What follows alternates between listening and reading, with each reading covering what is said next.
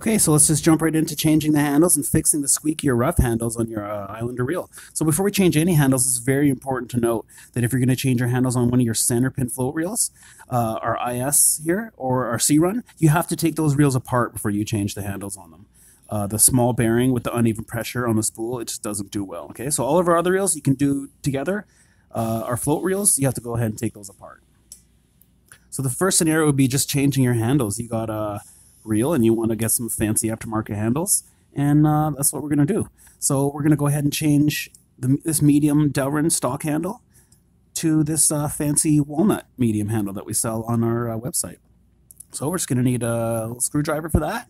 Go ahead and remove this top screw. Nice and easy. Go ahead and keep that.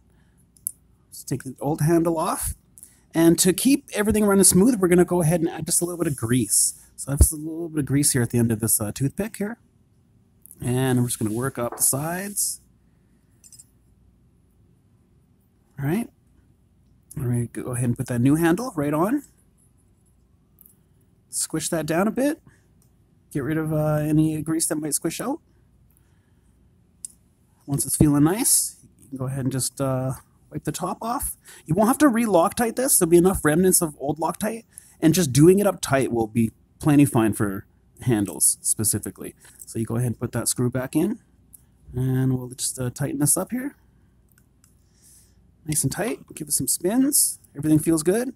Excellent. So the second scenario would be that you have a handle that is squeaking or is really rough or actually just doesn't turn in general. Those usually happen on our saltwater reels. So this is our MR2LA, and I'm just going to go ahead and change this handle out.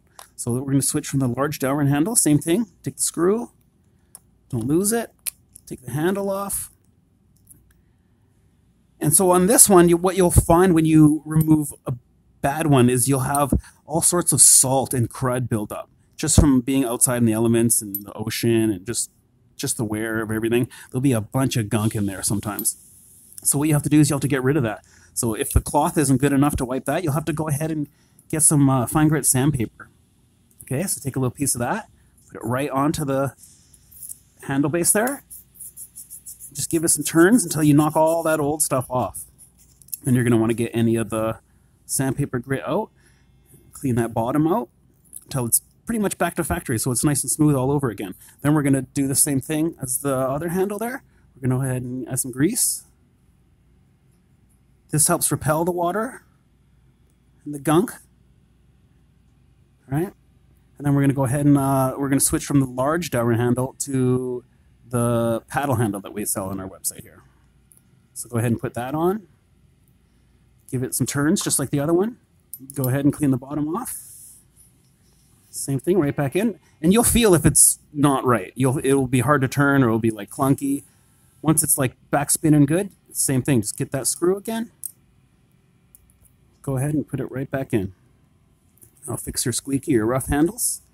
Now, if you run into a problem, which some do, you're trying to do any of these things that I'm just showing you right now, but you can't get at your handle base. You're turning and it's just turning. What it is your handle base is actually loose from the bottom. It's not your top handle. So you're gonna have to remove some of your line, get a 1/16 Allen key, right? And you're just gonna have to put that right back in and tighten it from the back before you can undo the top. Okay? And once that's all good, you'll be back to fishing and everything will be good to go. And I hope this helps. And this is it for this edition of Maintenance Mondays.